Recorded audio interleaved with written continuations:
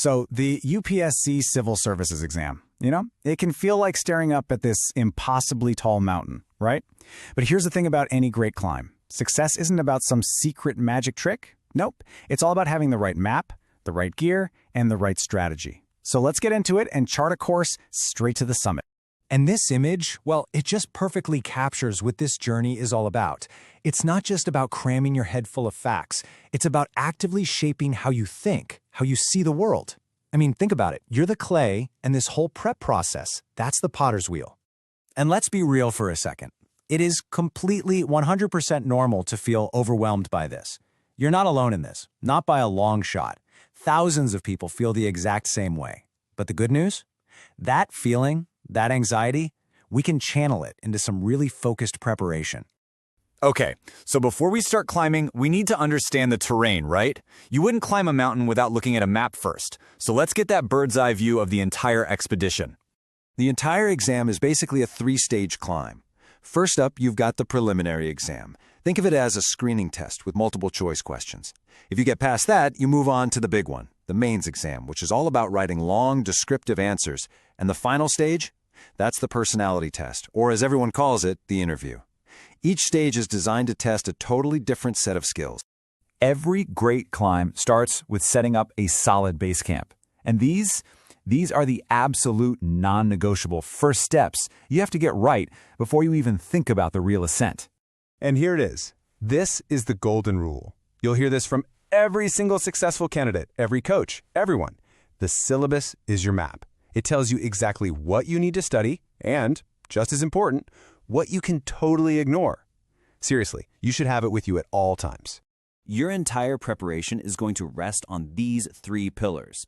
Number 1, master that syllabus. Number 2, get your hands on past papers and really analyze them to see what kinds of questions they ask. And third, build your foundation with the NCERT textbooks from classes 9 to 12. This is the bedrock of everything. Do not skip this part. All right, with our base camp set, it's time for the daily climb. This part is all about building those habits and tactics that are going to carry you up the mountain day in and day out. Think of current affairs as the ever-changing weather conditions on this mountain. And the key to dealing with it is just consistency. Pick 1, maybe 2 good newspapers, read them for about an hour every single day. Make notes, especially from the editorials, and this part is absolutely crucial. Revise those notes at the end of the week. Now, choosing your optional subject, this is a huge strategic decision. You've basically got 2 main paths. You can aim for a high-scoring subject, which, can be a bit of a gamble. Or you could pick a subject that overlaps with the general studies papers, which could really cut down your overall workload. Your choice here really has to line up with what you're interested in and what your strategy is. Okay, let's have some real talk about a major hurdle that causes a lot of anxiety, the CSAT paper. This is especially true for those of us who don't come from a math background. This quote from a fellow aspirant on Reddit, wow, it just captures that fear perfectly, doesn't it? If you feel this way, you are not alone. So what does a practical, battle-tested strategy actually look like? So here it is, a breakdown of that battle-tested strategy. And honestly, this is just brilliant advice from someone who's actually been through it.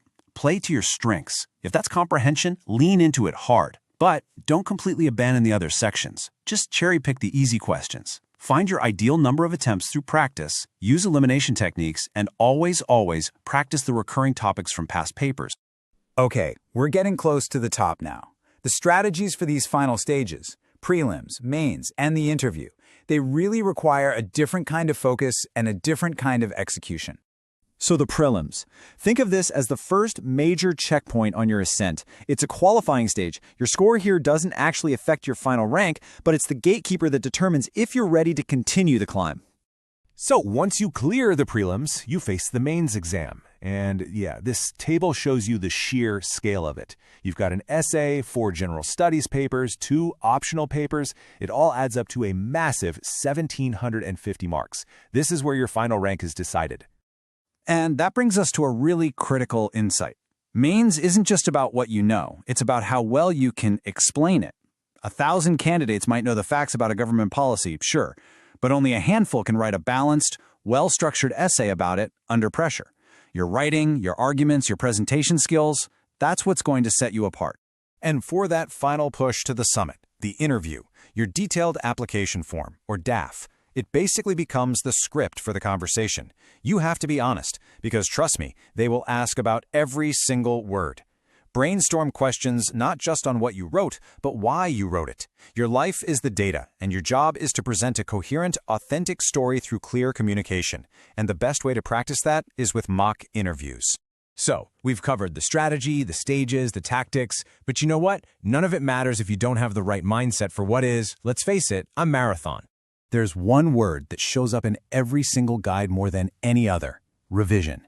It is not enough to read something once. You have to go back to the material again and again until it becomes second nature.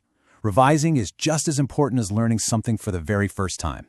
And this is such a powerful reminder. You don't have to know everything. The goal isn't perfection. It's about being thorough and having confidence. Do the work, trust the process, and have a little faith in yourself. So this massive undertaking, this entire mountain climb, it all boils down to the next small single step that you take. The only question left is, what's yours going to be?